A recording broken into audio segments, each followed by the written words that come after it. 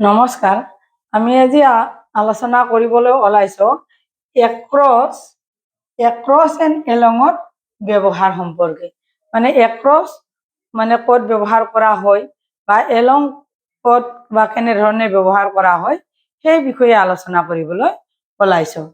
এতিয়া across ACROSS across মানে ইফালে সিফালে বা ইফালৰ পৰা সিফাললৈ মানে এনেকুৱা অৰ্থত মানে ইফালে সিফালে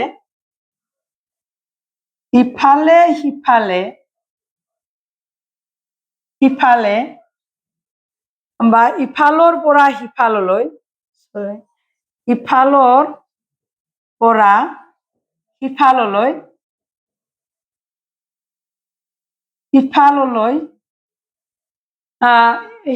এনেকুৱা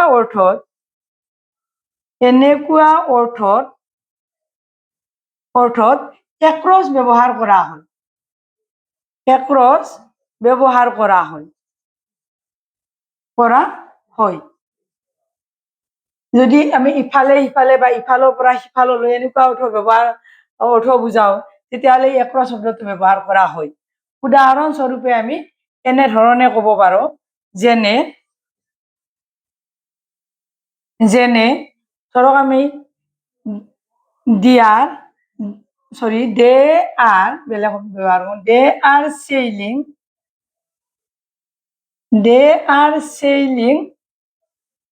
across the river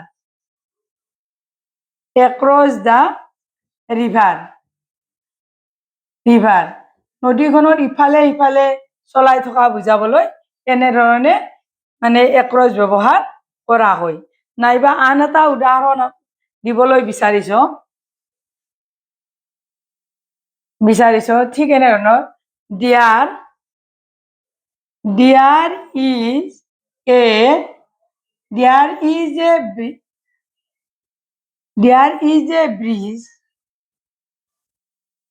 there is a bridge across the Brahmaputra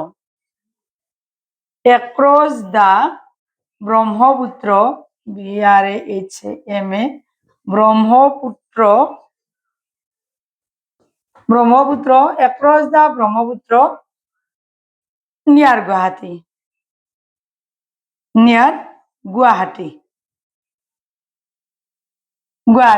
There is a bridge across the ব্ৰহ্মপুত্ৰৰ ইফালৰ পৰা সিফাললৈ এখন দলং আছে নিয়াৰ গুৱাহাটীৰ ওচৰত ব্ৰহ্মপুত্ৰৰ ইফালৰ পৰা সিফাললৈ এখন দলং আছে।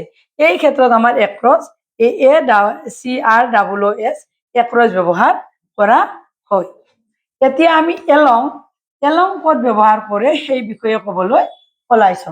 এলং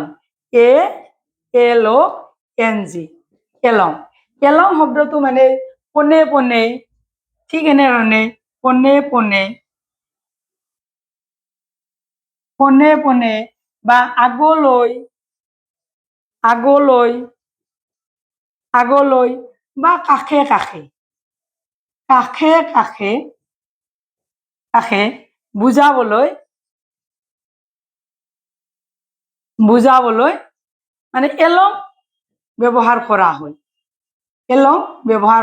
বা ইউজ কৰা হয়, ব্যৱহাৰ কৰা হয়।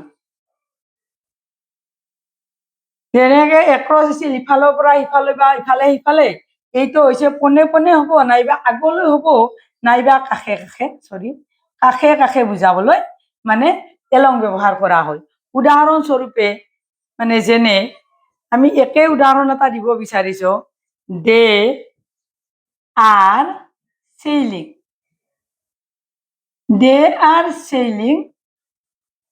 the river they are sailing along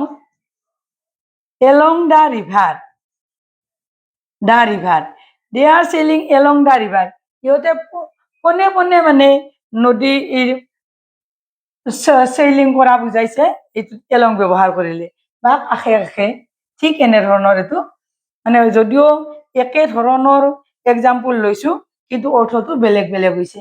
মানে এক্ৰছ ব্যৱহাৰ কৰিলে ইফালে সিফালে আৰু ইয়াতে এলং পোনে পোনে মানে চেলিং কৰিছে, চলাই গৈছে বুজাবলৈ ব্যৱহাৰ কৰা হয়।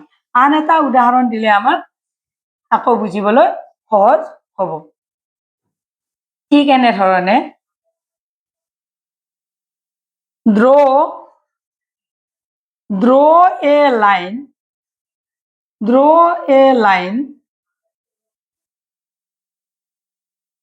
অকল লাইন দিলে ভুল হ'ব।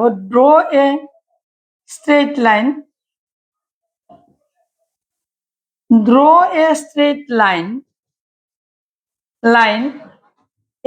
along, draw a straight line along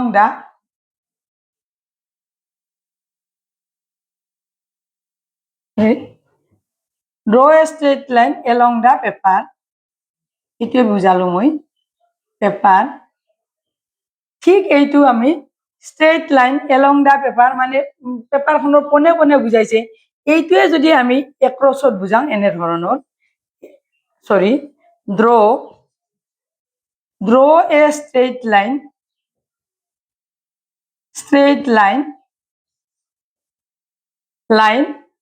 across the paper, across the paper. ইয়াতে draw a straight line মানে ইফালে ইফালে মানে ষ্ট্ৰেইট লাইনটো পেপাৰখনত দিয়া বুজাইছে। ইয়াতে ষ্ট্ৰেইট লাইন এলং দা পেপাৰ মানে একদম কোনে কোনে ষ্ট্ৰেইট লাইনটো দিয়া বুজাইছে। ঠিক এনেধৰণে আমাৰ অৰ্থটো বেলেগ বেলেগ হয়, মানে ইয়াতে ইফালে ইফালে নাইবা এইটোত পোনে পোনে। আন এটা উদাহৰণ ঠিক এনেধৰণে দিব পাৰোঁ এক্ৰছত, don't walk across the